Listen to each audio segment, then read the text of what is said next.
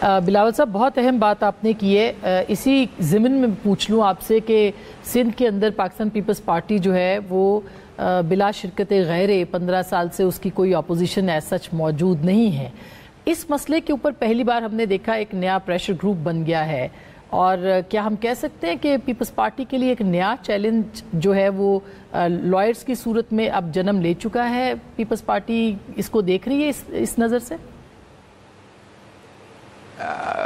میں نہیں سمجھتا ہوں کہ کوئی کچھ نیا سامنے آیا ہے. سارا پرانا old wine, in some cases new bottles but mostly old bottles. اور یہ جو الزام ہے کہ وی آر سیئنگ ہے کہ پیپلز پارٹی کے خلاف اپوزیشن نہیں ہے, ہر الیکشن میں رہا ہے. آپ کو نظر نہیں آتا لیکن موجود تو ہے, اور ہر الیکشن میں ان کو سٹچ ٹوگیدر کیا جاتا ہے, ایک قسم کی مکس اچار بنایا جاتا ہے, اور وہ ہمارے مقابلے کرتے ہیں, ہر سیٹ میں مقابلے کرتے ہیں. انہوں نے مل کے ایک اتحاد بنا کے ہر الیکشن میں اتحاد بناتے ہیں, ہر الیکشن میں شکست کھاتے ہیں. اس الیکشن میں بھی اس صوبے میں جو الیکشنز ہوئے اس میں تو جو پیپلز پارٹی کی اپوزیشن ہے صوبہ سندھ میں, وہ تو مسلم لیگ نواز کے ساتھ اتحادی بھی تھے. اس کے باوجود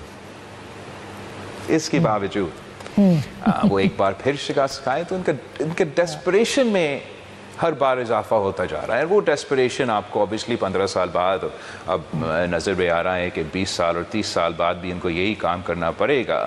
تو وہ ڈیسپریشن, وہ فرسٹریشن تو ضرور نظر آتا ہے. مگر to say is a new challenge, I think that's too early to say.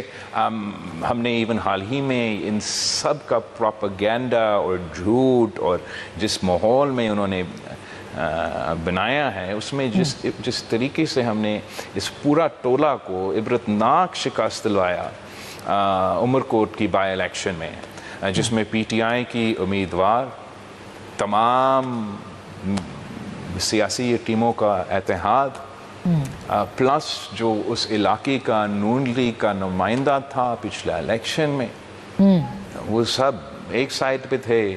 Peoples party کا امیدوار دوسری سائڈ پہ تھے. ان کو پھر سے عبرتناک شکست ملا ہے.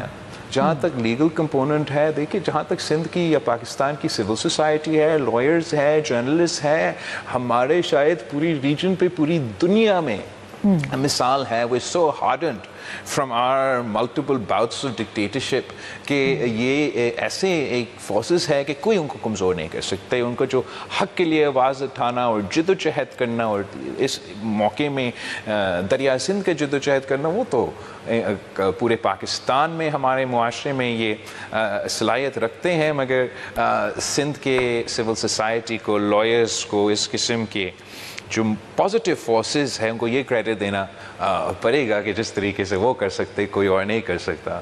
اس کے ساتھ جو نیگیٹو فورسز ملے ہوئے ہیں ان کا فرسٹریشن, اوبیسلی بیکاز اب گالی دے گا تو وہ زیادہ چلے گا, جو مناسب بات کر رہا ہے وہ شاید اتنا نہیں چلے گا, ان کو شاید فوکس ملا ہے. بٹ یہ نیگیٹو جو سیاست ہے کہ ہر چیز پہ نہ کہنا, بد امنی پیدا کرنا, یہ پاکستان کے عوام کو پسند نہیں ہے اور سندھ کے عوام کو پسند نہیں ہے. ہم نے کراچی کا جو دھرنا کی سیاست تھی مہاجر قومی موومنٹ کی, ہم نے وہ دفن کر دی. اگر کسی کی یہ غلط فہمی ہے کہ وہ سندھ کے شہر میں الطاف حسین کو سیاست کسی بھی نام پہ, لائر کے نام پہ, دریا کے نام پہ, کسی کے نام پہ انٹروڈیوس کرنا چاہتے, تو میں نے کچھ نہیں کرنا. سندھ کے عوام خود کافی ہے, وہ خود ان کو جواب دیں گے. ہم انڈس ویلی سویلائزیشن سے موجود ہے اور ہم پرامن لوگ ہیں, پرامن طریقے سے اپنے مسئلے کے حل نکالتے ہیں. جبکہ اب جی آپ مکمل کیجئے بات. میں بس اتنا پہ مکمل کرنا چاہ رہا ہوں کہ ہم جو پازیٹیو کرٹیسزم ہے یا جو پازیٹیو انپٹ ہے, اس کے لیے پاکستان پیپلز پارٹی سے شاید اس ملک میں کوئی ایسے سیاسی جماعت نہیں ہے جو جتنا ہماری برداشت ہے وہ برداشت رکھے. لیکن اب جبکہ یہ تمام مسئلے حل ہوئے ہیں حکومت سندھ ضرور کوشش کرے گا اگر اکا دکا کہیں رہ گیا ہے ابھی بھی احتجاج کر رہا ہے تو ان سے انگیج کیا جائے. اور میں سمجھتا ہوں کہ وفاقی حکومت میں اور صوبہ سندھ نے بہت ہی برداشت دکھایا ہے کہ جبکہ ہمارا ذمہ داری ہے صوبہ سندھ کا حکومت کا وفاقی حکومت کا کہ اس ملک کے میجر آرٹریز کو کلیئر رکھیں.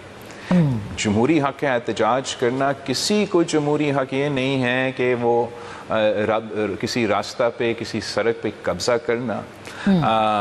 جتنا ان کا حق ہے دریا کا تحفظ کرنا, کسی کو حق نہیں تھا کہ عام آدمی کو تکلیف پہنچائیں, اسی سندھ کے اسی پاکستان کے عوام کو معاشی طور پہ نقصان پہنچائے.